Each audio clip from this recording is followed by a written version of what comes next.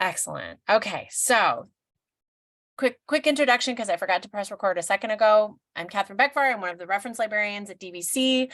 I'm really happy that everybody is here sharing time with me to make sure that we are learning all about APA citations. And if you have questions as we are going for the presentation, please feel free to post them in the chat. There are quite a few of us in here, so I will try to pause and allow people to verbally ask questions as well. But I see them. I've got the chat open, so I will see them there quickest. If you have questions after this presentation, feel free to get a screen grab of the QR code on the screen. That is actually links you to the best way to reach a librarian through chat through the DVC Library's website. And that chat is actually live 24/7, where you can reach a librarian anytime, day or night. So we have, if during the DVC's open hours, you're chatting with a local librarian. After hours, you're chatting with a librarian from an institute, could be on the other side of the world, could be on the other side of the country. They have a co-op that we participate in. You can get, answers to your questions at all hours. So it's very exciting that we have that available. So before we really start digging into the details of citations, and that I'm not gonna lie, citations are all about details, like 100%, following the rules, checking, double checking, making sure you've got all your I's dotted and your T's crossed and commas and italics and all of that. I want to talk about the big picture a little bit about why citation is an important thing in research and in academia. So it's not just because it's part of the assignment. It's not just about, my instructor told me to do this, so I'm just going to go ahead and do this. There are other reasons that hopefully that will resonate with you as you go through your scholarly career. I mean, everybody on this call is a scholar in training. And so, that is what you are doing when you are writing papers is you are learning how to be a scholar. And so everyone here is a scholar in training, and part of being a researcher, part of being a scholar in training is learning the tricks and methods for citation. And these are the reasons why it's important. And there's a lot, but I have 5 here, and there's also more you can find out as you go through this process. So these are just 5 that I feel like are really motivating from a kind of an ethical and a bringing meaning and emotion to your work. The first reason, and the one that probably most of you are familiar with, is that when you are citing a source, you are acknowledging the work that has come before you. You're acknowledging that there was an author that had some really good ideas, and it's like a tip of the hat. You're saying, okay, this person did it before, and I acknowledge that they had some really good ideas. No questions. No, so the second reason, which I think is something to maybe start wrapping your head around, is that by showing that you have consulted with experts, you yourself become more credible. Your insights, your findings, your conclusions, you then become credible by extension, because if you're consulting a bunch of really credible sources and you're giving a fair and balanced perspective, then it's like, oh yeah, they did their homework. They know what they're talking about. They are a credible author. They are a credible scholar. And particularly, evidence and looking into all of the literature that's come before. You also, this is another important aspect of citation, that you are allowing people the ability to see for themselves why you came to the conclusions that you came to. So you allow people to make their own judgments as well, your audience that you're writing to as a scholar in training. So they can see the sources that you're drawing upon, and they can see for themselves, like, oh yeah, that's a valid argument, or I don't know, I still have questions. I still, I want to see for myself. You also avoid plagiarism, which you've probably seen other, presentations, you've seen stuff in the student code of conduct in an academic setting. plagiarism is taken very, very seriously because the ability to claim credit for the work that you have done is something that at least in the United States, in universities, colleges, it's like serious with a capital S. It is taken really, it is paramount that you only claim credit for the work that you yourself have written, have done. And so by doing your citations properly, you are going to avoid any whiff of academic dishonesty. And then this to me is actually I find the most, like, I resonate the most with this one. Research is really hard work. And so if by showing your citations, you're actually showing off the treasures that you have found on your research journey. So if you think about, I think a lot of students think about research projects as a big chore, but if you think about it as like a treasure hunt, that maybe reframes it and it helps make it more exciting. Because I don't know, I am endlessly curious about the world, and that's part of why I love my job, because I can help students find all these really interesting research projects or research papers on all kinds of topics. And it's like a puzzle or a treasure hunt where you're like, okay, well, there's this clue over here and here's a citation for that thing. And, you just get to dig and dig and dig and dig until you find buried treasure. So by citing your sources properly, you actually get to, it's like opening your treasure chest and you say, look at all these beautiful gemstones I found that support my argument perfectly. So I would love to hear from y'all on this. Like, are there any of these reasons that you haven't necessarily thought about before that really resonate with you? These different reasons that I've expounded upon. Do you feel like, let's get this a little bit more interactive? I'd love to hear if there's anything I've just said that you're like, oh, I've never thought about it like that before. You can either respond in the chat or you can unmute and tell me verbally. I'd love to hear from you.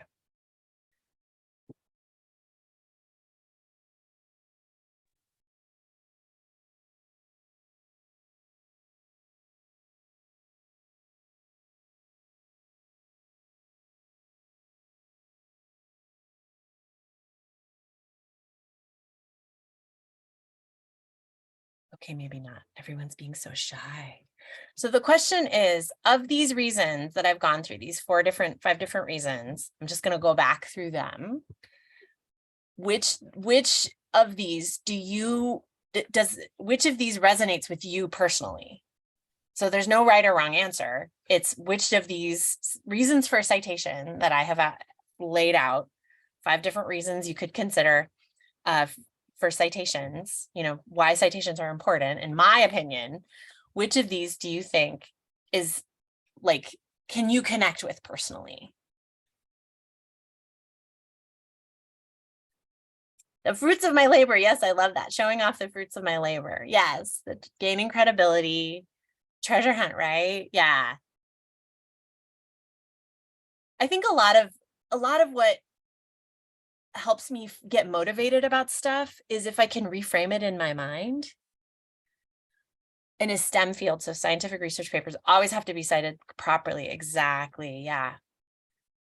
The sciences take it really seriously. I mean, humanities appreciate good citations as well, but particularly with nobody wants to be accused of plagiarism because you're just like tarnished for the rest of your career. There's been like big news about that too when people are accused of plagiarism. Excellent. Thank you so much for sharing, folks. I really appreciate it. But yeah, I like the treasure hunt metaphor.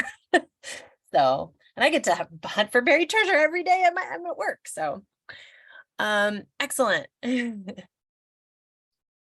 So the bulk of what I wanted to talk about today is, when you're doing citations, you're using other people's ideas responsibly because you're citing, you're using their ideas to build your own arguments, to build your own conclusions, to build your own research, to expand, in the sciences, you're expanding on prior research and forging new ground in terms of scientific knowledge.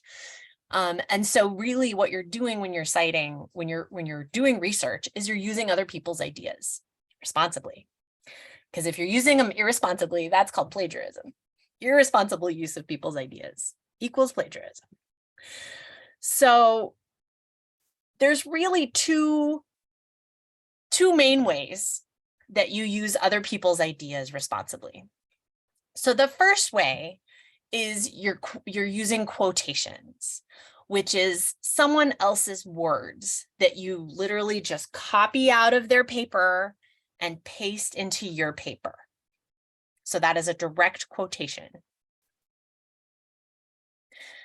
And in APA Citation Style, there is a certain kind of formatting that's used to show that these are not my words as the author. These are someone else's words.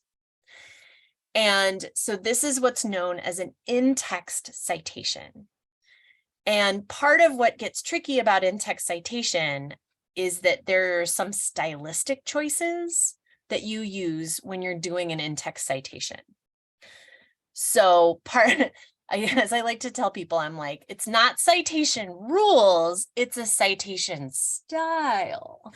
So part of what you're doing as a scholar in training when you're learning how to write research papers is you're developing your own style in terms of how you use how you yourself write out your ideas and your insights and your opinions.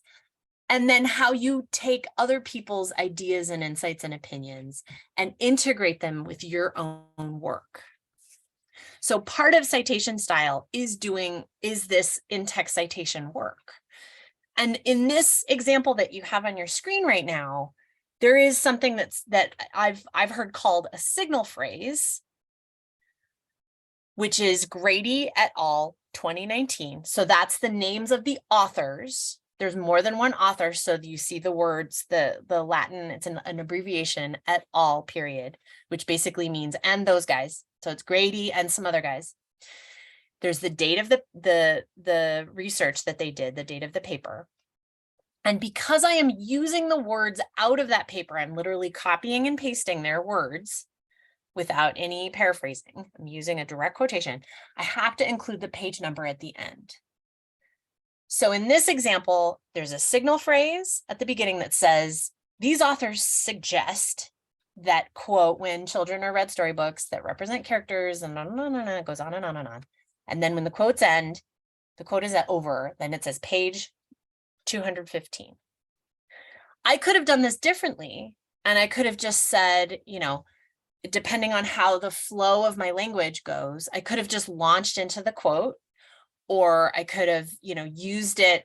I could have sort of summarized what they said and then put in a direct quotation and not use the signal phrase. And that would look a little bit differently. And you'll see that in a minute. But basically, like there's some stylistic choices that you're making with your in-text citations. But there's sort of a formula. They all include, you've got to include the author's name, you've got to include the date, and you've got to, for a direct quotation, you've got to include the page number. That's always going to be present when you're using someone else's words and their ideas. So that's method number one. And always remember that there's two parts to a citation. There's the in-text stuff that's in the writing of the body of your paper. And then there's references at the end. So you want to have all the information at the end. So these are all the authors, Grady and Her and Moreno and Perez and Jelinek. Lots of authors. And this is the properly formatted citation for a journal article that came from a journal called Psychology of Popular Media Culture. Note that something important that I see happening in APA a lot. Oops, I'm not ready yet. I want my toolbar. Can I have my toolbar? A second. So note, please, that hang on a second. Zoom is not giving me my toolbar, so I'll just highlight it with my cursor here. Okay, noting that the title of the work, Emotions in Storybooks, a comparison of storybooks that represent ethnic and racial groups in the United States. Note how there is a capital E, but this S is lowercase. This letter is capital A, and then all the rest of these are lowercase. So APA wants you to do something that's called sentence case. So you're going to write it out like it was a sentence. This is the title of an article, or typically the title of a book. A lot of that stuff is written out where the only letters that get capitalized are the first word of the title, the first word of the subtitle, and any proper nouns like United States or, proper names. So that is something that many like mistakes get made in APA style because you're not using sentence case for, capitalizing the words in your citation. And there's other pieces of it. Like I said, there's a lot of details where you're like, oh, check, okay, gotta make sure that all the formatting comes across. And that is something that librarians are totally into. We love details. So if you're ever not sure how to format something properly in APA citation style, you can always send it to me when I'm on the reference desk, and I will happily proofread your references page. Because there's a lot, every different kind of source is formatted a little bit differently. So this is one of the most common sources in scientific literature because it's a journal article. But there's also, it's a little bit different for books. It's a little bit different for websites. It's a little bit different. So there we go. So moving along. Actually, I'm just going to take a break. Any questions so far? Is everyone, I can't see your eyes, so I don't know if they're glazing over yet. But usually about this point when I'm in person, people start to like glaze over a little bit because it's a lot of details. Just want to make sure people get a chance to ask their questions if they have them. Okay, I'm not seeing any questions. I'm not seeing any hands raised. Okay, we'll move on. All right, so method number 2 for using other people's ideas responsibly is to paraphrase. So it's someone else's ideas in your words. Kind of like a cover band. If you were a cover band and you were covering a song, a famous song, in your own musical style, which is what the picture's about. So someone else's ideas in your words. And this is actually probably going to be more commonly done, but as you develop your scholarly voice, I would encourage you to learn paraphrasing and get really good at it. So I'm using the same example, but in this case, it's paraphrased. So we're not using a direct quotation from the Grady article. We're actually, I have summarized it. I've summarized the idea that I pulled out with that direct quotation and put it in my own words to make the point that I was trying to make. So, children are given a wider opportunity for emotional learning if they are read storybooks presenting an array of ethnic and racial groups beyond just their own group. And in this case, this example is different as well because there's no signal phrase. So the signal phrase that says, these authors said that, or these authors, stated blah, blah, blah, quotation. So this example is different in that it's a paraphrase and that it's just an in-text citation with the authors at the end of the sentence. So you can see here, it looks different. And note also that there's no page number because I'm not using a direct quotation. I don't have to put a page number because I'm not having to point my reader to the exact page that the quote came from. So you can see I really, you can see that it's a little bit different. And again, this is the style. Does it have more impact if I say that these authors said it, or does it have more impact if I put it at the end of the sentence? And because it doesn't interrupt the flow of my writing. Yeah, so no quotation, no page number needed. And this is just my advice as a writer and a scholar. And stuff that I've picked up as I've gone along and gotten 2 master's degrees and written a master's thesis and all of this kind of stuff, like my own scholarly path.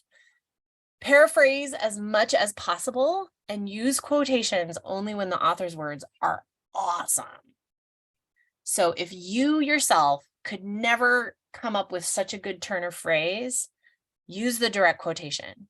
Or if the author, this happens a lot in psychology research, particularly, or where there's theories that have names. put that in a quote, because the theory, you know, the attachment theory, or, you know, if somebody has a particular way of saying something, like if an expert that's always cited by everybody says it this way, go ahead and use that, put it in a quote. That's great. So sometimes authors say things in a way that you could never reproduce. You know, it's really succinct, it's really concise, and it's just juicy language. Use the quote. Otherwise, try to paraphrase it, because that, as a skill in learning how to dissect someone else's argument and their line of thinking, and then you know, pull out the bits that you think are the most important and put it in your own way. That is a critical skill as a scholar in learning how to write research papers. So practice as much as you can, taking someone else's ideas, framing them in your own way, and putting them into your own writing. So paraphrase as much as possible. Now, this slide is all about all the different flavors that in-text citations can come in. Because this is part, like I was saying earlier, there's a style to citation styles. And there are choices that you are making as a scholar that help you develop your voice and get you to that, you know, point of mastery in writing scholarly research, in writing, you know, writing about research and doing your own research as a scholar. So you are making choices when you're writing research papers that have an impact on the message that's trying to come through in your writing. And the way that you choose to cite your work can have an impact on that message. So how you frame it, how you set up your sentences, how you use your sources will shift the emphasis in your writing. So these are 3 different examples using literally the same idea in 3 different ways that pushes certain things to the forefront and pulls other things back. So it's just like on stage, you know, sometimes there's like a spotlight on some stuff and other stuff is kind of fuzzy in the background. This in your writing is how you can choose to do this. So in the first example, stories can be used to teach social skills through already existing classroom literature instruction, emphasizing lessons that help students empathize with the characters. So the fact that it was written by Wolf and Baker is sort of pushed to the back because it's at the end of the sentence. So this pushes the idea that, you know, stories can be used to teach social skills. Boom. That's the main idea in this sentence. And it's right at the front. It's the most clear thing because the in-text citation's at the end of the sentence. So that like leads in and the message of the idea comes across first. That's number 1.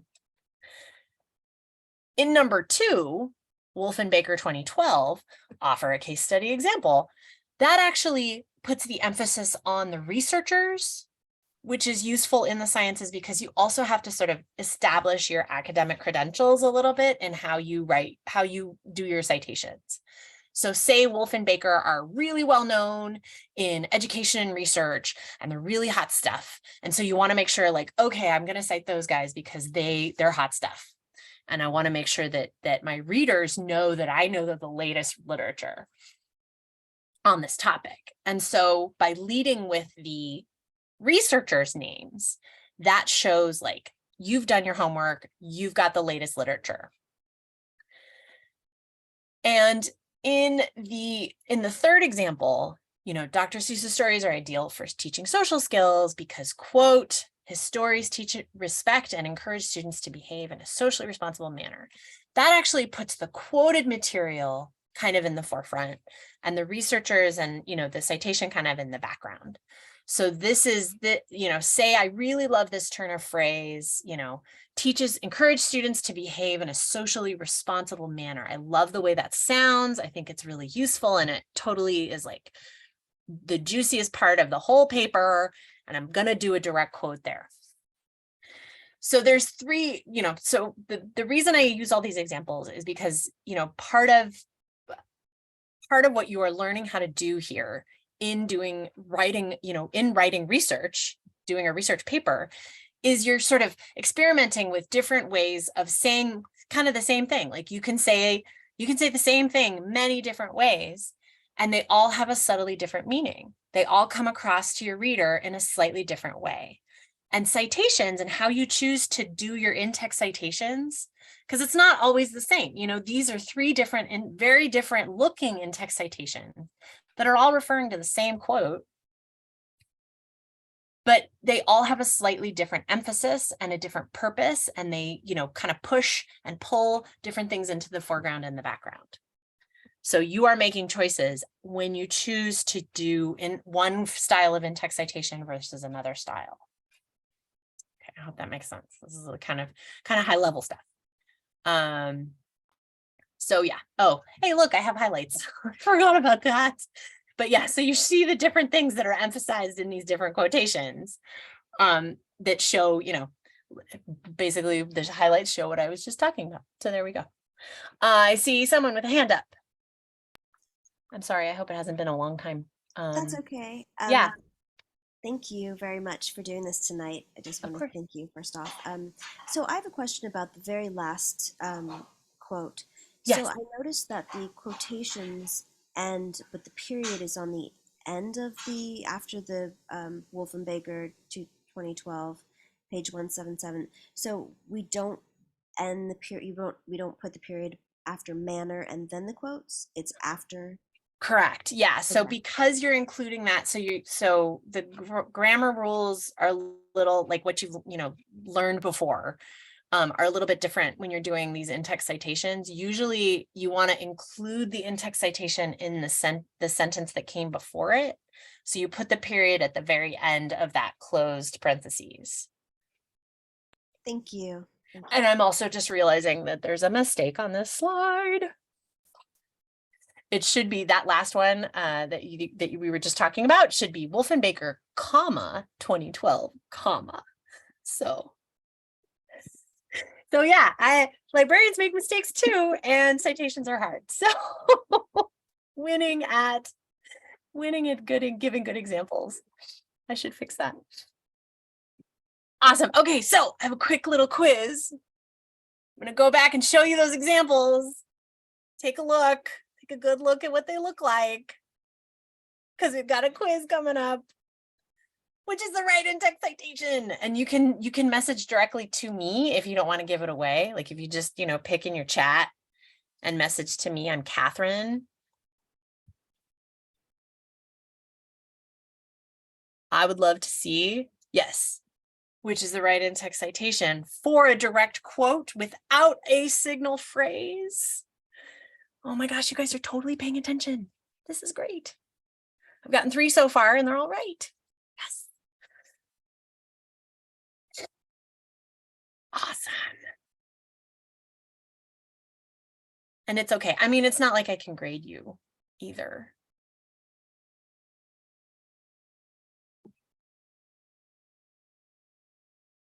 There's no grades here. This isn't class. This is a special workshop just for the, you know, your only prize is your pride. Pride is okay. So the correct, okay, give people a little bit more of a chance to take a look. Maybe we'll give you a hint. We'll go back one more. Let's see, can I go back a slide? I'll go back one more. Take a good look. Fill your eyeballs with these 3 different ways you can do in-text citations that are almost perfect, except that last one is not quite perfect. Hope I get some more answers. I've only gotten 5 answers so far. 6. No, there's 6 answers. There's like 25 of you. No, 22. Surely I should get more than 6 answers. Give it like 1 more minute.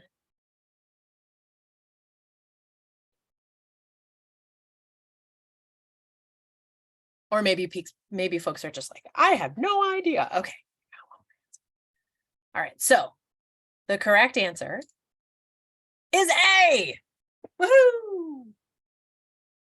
Because there is a direct quotation and because there is no signal phrase. So if I wanted to include, you know, Hunt at the beginning, so Hunt 2011 stated that mother-infant attachment has been a leading topic, blah, blah, blah, blah, then C would be correct. If I had included Hunt's name, the author's name, is as a signal phrase at the beginning, then this page 358 at the very end would be correct.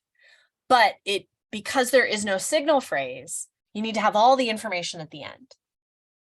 So the proper answer is letter A. So this is a question I get asked a whole lot at the reference desk. What do I do if my source does not have page numbers? Because that happens a lot, especially when you're using online sources or YouTube videos or episodes of Buffy the Vampire Slayer, or, you know, all these different things that we like to cite, Canopy videos, stuff from online. Online doesn't typically have page numbers unless you luck across it. You're lucky and you have a PDF that you can look at.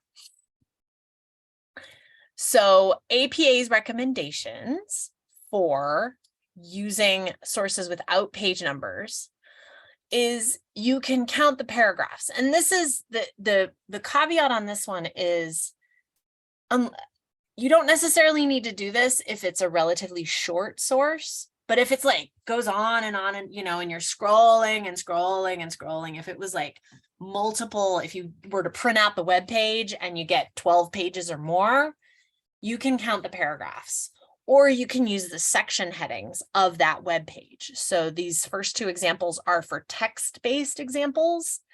And remember, you only have to include something like a page number if you are using a direct quotation. So all of these examples are direct quotations. If you are paraphrasing, you don't need to worry about counting the paragraphs or figuring out the section headings or any of that. Because if you're just paraphrasing, you just cite the source with the date, you know, author and date, and you're done. So for text-based sources, you can count the paragraphs. You can use section headings because a lot of, you know, especially if it's a really long web page, you know, like medical information or something, there might be subheadings that will help you, you know, point, because all you're really trying to do is save your reader some time in locating the information, locating the quotation. And then for videos, you can use a timestamp. So if it's a YouTube video or something like that, then you can, you know, just do yourself, try to find where the timestamp is and, you know, figure out which one that is. So yeah, that is one thing you can do. And there's a lot of different, you know, like I said before, there's a lot of different kinds of sources out there, and they are all formatted a little bit differently. So one of the tricks I always like to point out when we're talking citations is that if you are doing your research in the databases that come from the DVC library, a lot of them will have a citation tool in the toolbox. So this is a really great trick to know when you're doing research, is, you know, there are citation generators out in the world, but it's also really nice to get the citation directly from the source that you're, you know, doing research in. And PS, you should probably be using the DVC library databases to do your scholarly research, because there's a lot of other stuff that, you know, we cover in other workshops about reasons why you would want to do this. One of the reasons is that they make your citations for you. And there's a lot of other reasons to use library databases that have to do with, you know, we've paid for the highest quality information that we can afford at the library. You know, if you're doing research on Google and you're finding academic papers and they're like, oh, please, that'll be $35. Like, no, we probably have it at the library. We can find it for you for free because you've already paid for it, because you pay to be a student at DVC. So you've paid for access to this information already through your student fees. Don't pay for it again. We've got it. We've got good stuff in the library databases. And a huge part of what I do is help students find stuff that, you know, is, even if I can't find exactly the thing, I can find things that are close. But anyway, so I got a little off track, sorry. So citations, you know, there's a citation tool in almost all of our databases. This particular example comes from Academic Search Complete, which is a pretty good catch-all, you know, covers a lot of topics database. I will be honest, as I'm looking closely, it's this is a good example in some respects, but it's a bad example in others. The APA citation style is not perfect even though it says, and they say like, hey, review the instructions and make any necessary corrections. Like they know it's not right. And so they have this little disclaimer at the top. Always consult your library resources for the exact formatting and punctuation guidelines. Yeah. So like I was saying earlier in the presentation, the sentence case is not present here. So you can see, the title of this, the author's name is in all caps, which is not APA style. REIA, that's RIA is the surname of this author. That shouldn't be in all caps. And you can see the title, reflections on straight edge, visuality, and identity boundaries. All of those words are capitalized that shouldn't be capitalized. The only word that should be capitalized here is around, and probably the X. I think they're talking about like like an initialism, and reflections. Those are the only words that should be capitalized. So always check, double, triple check, especially when it comes from computers, sometimes they're not quite as smart as humans, and citations are one of those places where they're like, I don't know. They don't quite nail it, but you are a human and you are smarter than the computer. So I know you can nail it with your APA citations. So using those, and, let's see, basically don't, yeah, don't count on the auto cite. Unfortunately, it's not going to work for you always. They're good. They're not perfect. They do most of the work, but they don't do all of it. So, let's see. Let me show you how to get to some of these tools, I think. Yeah, it doesn't make the citation lowercase. That is correct. All right, so I'm going to do a quick little live example. Let's see.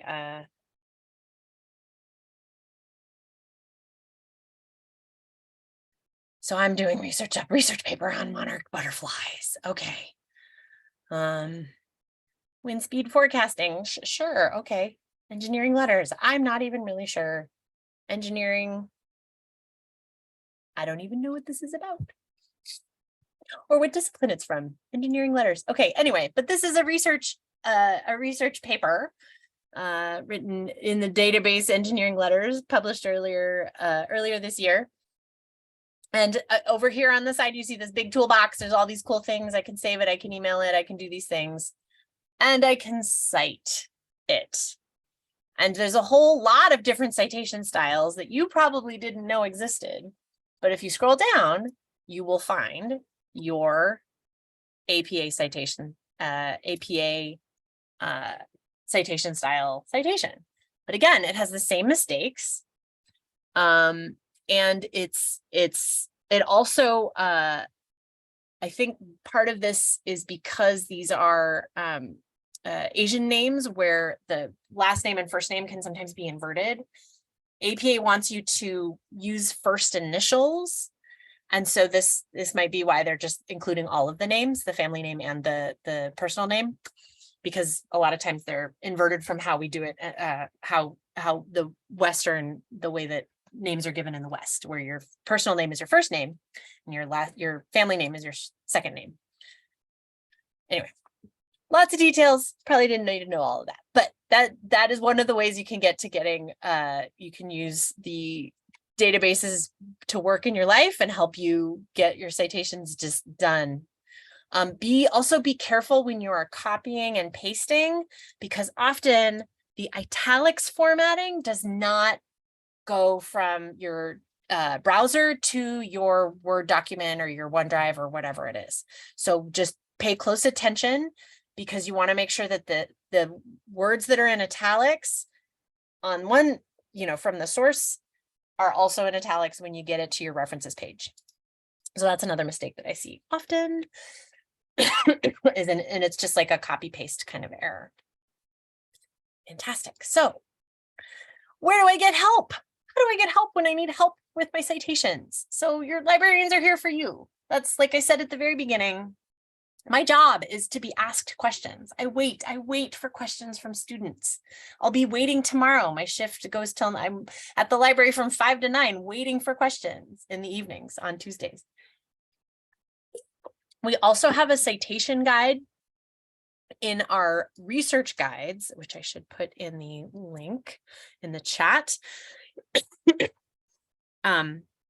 So it's dvc.libguides.com/ I think it's citations with an S.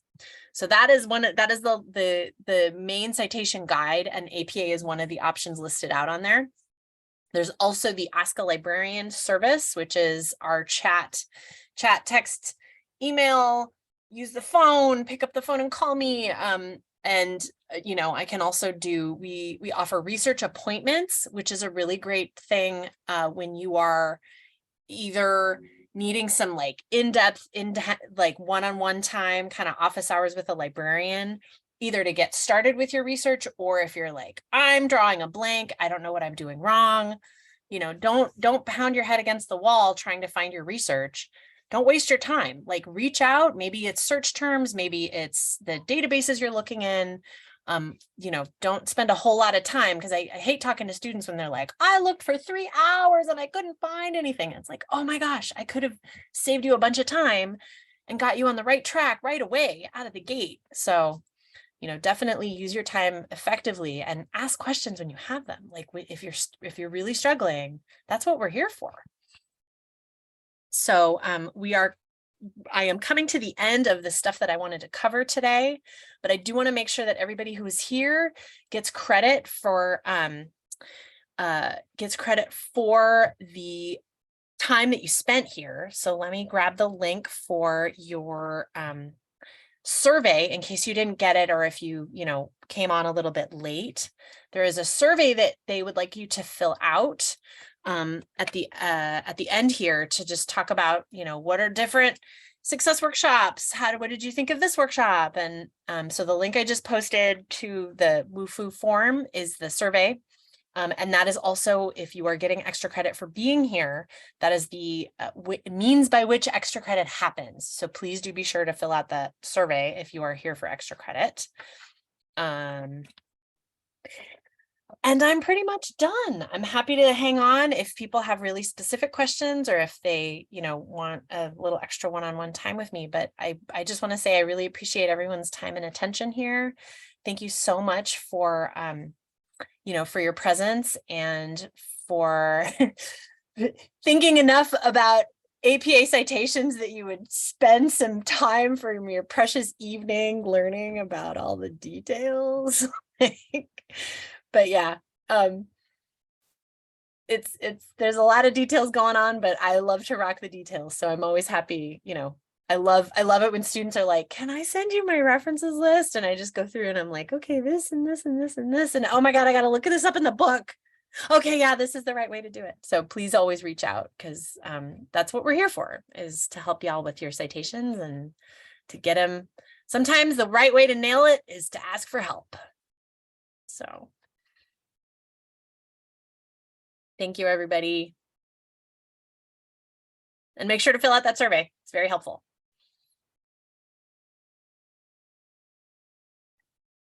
Have a good night. Yeah, I'm ready. It's about survey. Do we have to fill these blanks?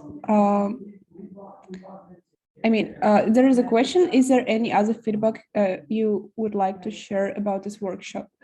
I believe that those are not required. Got it. Yeah, so any on the survey, if it has a little red star next to the question, that's a required question, but all the other ones are just optional. Got it.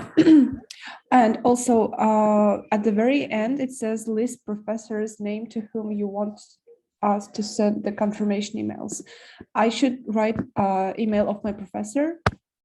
Yes. Yeah, so if you have a professor that's offering extra credit, include their email. Mm-hmm. Got it. Thank you. That makes it, because there's a person whose job it is to like take all these forms and like send them out. So, the more of their work you can do for them, the more likely it is that they'll do it. Right. Got it. Thank you. Yeah, you're welcome. Oh, I should probably stop. Thank you, Catherine. Have a wonderful night. Yeah, you too. Thanks for coming. Thanks.